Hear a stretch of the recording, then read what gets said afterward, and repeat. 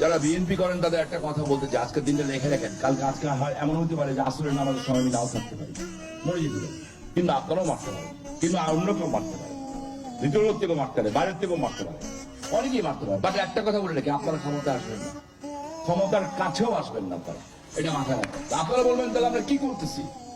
আপনারা আপনাদের লন্ডনের পলাতক নেতার নির্দেশে মাঠে লাফাচ্ছেন, লাফান, কোনো সমস্যা নেই। যে মায়ের চিন্তা করে না সে দেশের চিন্তা কি করবে? আপনাদের টাওয়ার উপরে অন্য মানুষের খেলা হবে যারা বাংলাদেশের জীবনে নির্বাচনে পাশ করতে পারবে না, এরা খেলতেছে।